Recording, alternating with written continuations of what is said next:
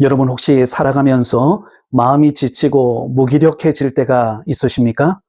만사가 귀찮고 아무것도 하고 싶지 않을 만큼 마음이 무기력해질 때 어떻게 하면 다시 용기를 내어 일어설 수 있을까요? 오늘 이 시간에는 마음이 무기력해질 때 다시 용기 내어 일어서는 법에 관하여 함께 나누도록 하겠습니다. 먼저 우리 마음이 무기력해지는 이유가 무엇이겠습니까? 몇 가지 원인을 찾아볼 수가 있습니다. 첫 번째로 스트레스입니다. 주어진 곳에서 많은 책임감과 역할이 주어졌을 때 그 일을 제대로 감당하지 못하고 있다라고 느낄 때 우리는 스트레스를 받게 됩니다. 그러다 보면 정서적 불안을 겪게 되고 점점 무기력해지는 현상이 나타나게 된다는 것입니다. 두 번째로 계속해서 부정적인 감정에 우리 마음이 사로잡힐 때입니다.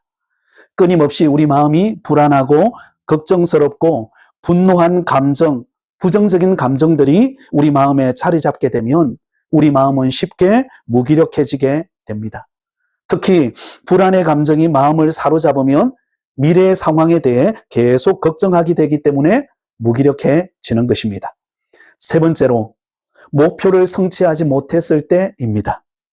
나름대로 계획을 세우고 높은 목표를 정했지만 그러나 실제로 그 일을 달성하지 못했거나 노력에 비해 성과가 없다라는 마음이 들면 우리 마음이 지치고 무기력해지게 되는 것입니다.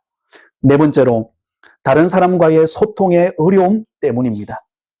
가족, 친구, 동료 관계, 이웃 관계에 있어서 의사소통의 어려움을 겪을 때 스스로 무기력감을 느끼게 된다는 것입니다.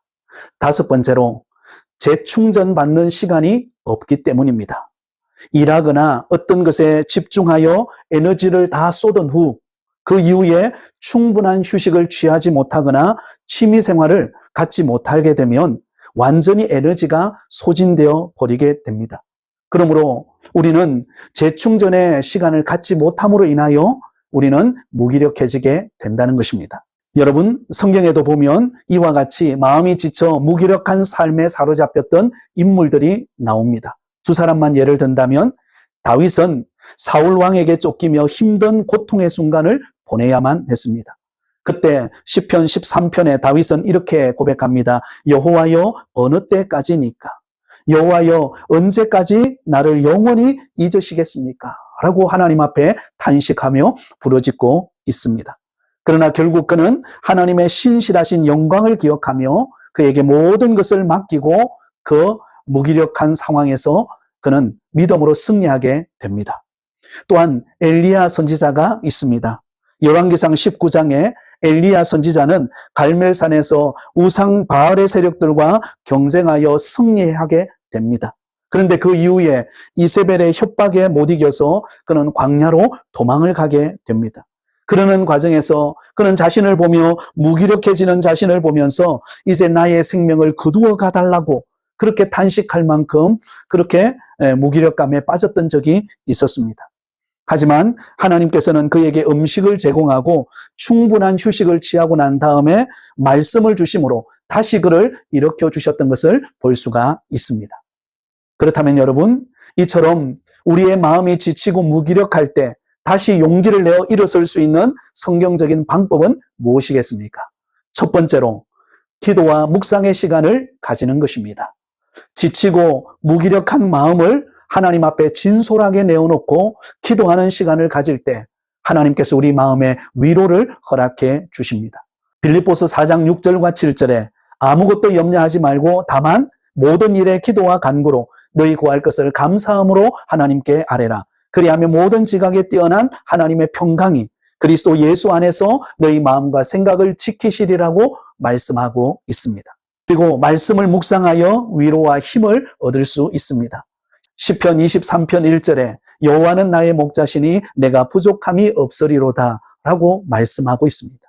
마태복음 11장 28절에 수고하고 무거운 짐진 자들아 다 내게로 오라 내가 너희를 쉬게 하리라고 말씀하고 있습니다. 그러므로 이러한 위로의 말씀을 묵상할 때 우리 마음에 평안이 찾아오게 됩니다. 두 번째로 규칙적인 휴식과 여유를 가지시기 바랍니다. 하나님께서도 우리 인간에게 안식일을 약속하셨듯이 우리도 마찬가지로 휴식하고 몸과 마음을 회복하는 시간이 필요합니다. 잠시라도 일상의 리듬을 조절하고 수면과 휴식을 갖는 여유를 통해 다시 일어서는 용기를 갖게 되는 것입니다. 세 번째로, 다른 사람과의 소통의 시간을 가지시기 바랍니다.